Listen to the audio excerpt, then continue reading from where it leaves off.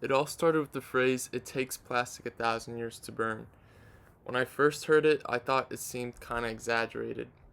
I thought there was no way it takes 1,000 years to burn a piece of plastic, but it turns out it was true.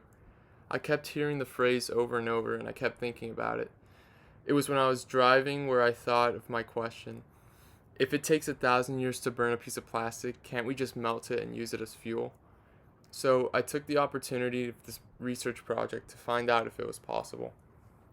At first, I googled melting plastic for fuel and saw what would come up, but obviously I wouldn't use it. I wouldn't use any of the information as a source. What came up could have possibly spoiled the whole answer to my research and work, but basically it turns out that we already melt plastic and reuse it. At this point, I thought, well, there goes my project.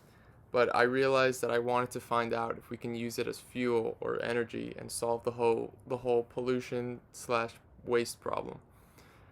Of course, upon further research, I kept running into articles on recycling, which did play a role in the point, but I didn't want to focus on that because I knew it'd draw me away from the whole point, and plus, nobody really recycles. But first, I wanted to see what people were doing with plastic that ends up polluted. Of course, people are just throwing plastic on the floor or water thinking that it's okay, which it's not, but in most cases, that's what people are doing. In my first article, it's titled Troubled Waters Were in the Bridge Confronting Marine Plastic Pollution from International Water Courses. Linda Finska and Julie Howden, both PhDs in the law of the sea, state more and more complex cooperation is needed between different regimens to construct an effective legal response and permanently prevent plastics from polluting the marine environment. Although I know this topic may seem out of the point, but the purpose of this is to show that there's no point in all the effort of finding ways to use plastic and turn it into energy or fuel if people keep mismanaging their waste, which would lead the process into a never ending cycle. After that, I decided to see how we would gather all this plastic. Mainly, most of the plastic could come from landfills and maybe collected from the ocean. But for my second article, it was titled Plastic Waste Management, a Matter for the Community.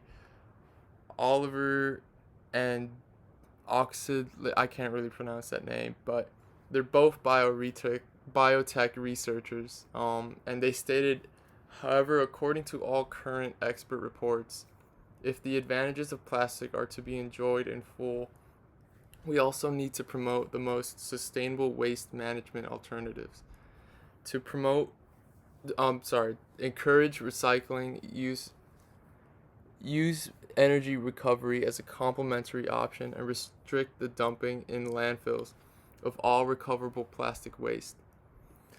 They basically mean that if we still want to use the benefits of plastic, we should act better when it comes to discarding it. So now that I've found that we're capable of managing our plastic waste, now we should find out what to do with it. So searched how to I searched to find the different ways that plastic can be transferred into fuel. And one of the articles I came across was Plastic Waste for Electrical Power Generation, a case study in Nigeria.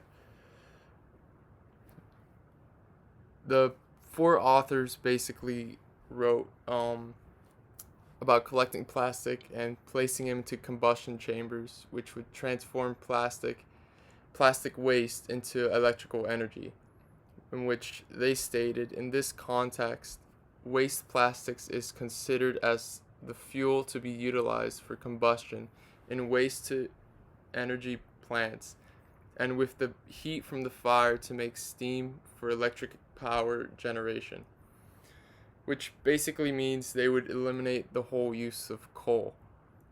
So after that, I thought, well, it can produce energy, but what about gas?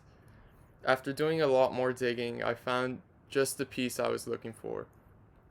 The article was titled An Assessment of Fuel from Disposed Plastic Containers for Diesel Engines by A.D. Gupta.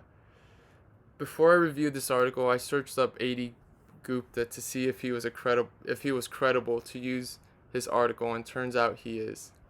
A.D. Gupta is the Mahamaya College of Agricultural Engineering and Technology in India.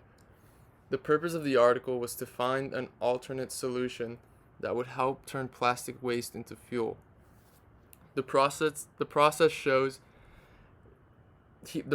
he shows is obtaining pyrolysis oil from crushed plastic bottles and placing them in a reactor to collect fuel.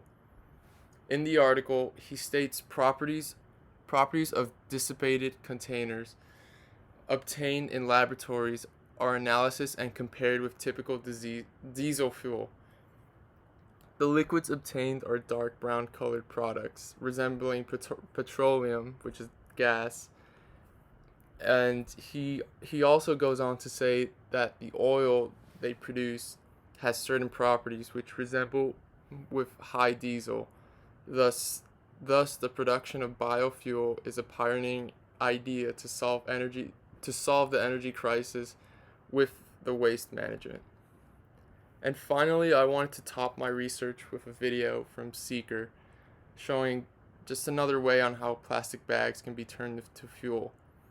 He explains how to turn the carbon from plastic and convert those atoms into fuel. But I'll let the video do the talking, but thank you so much. Propane or butane, for example. By their chemical calculation, they got 56% of the plastic to degrade into alkane oil products, namely diesel. Yep, these scientists were able to turn plastic shopping bags into diesel fuel with a waxy byproduct. That waxy byproduct can then be sold and used for resins and coatings, and the catalyst is reusable after the chemical reaction is completed, and of course you have diesel. But to be honest, this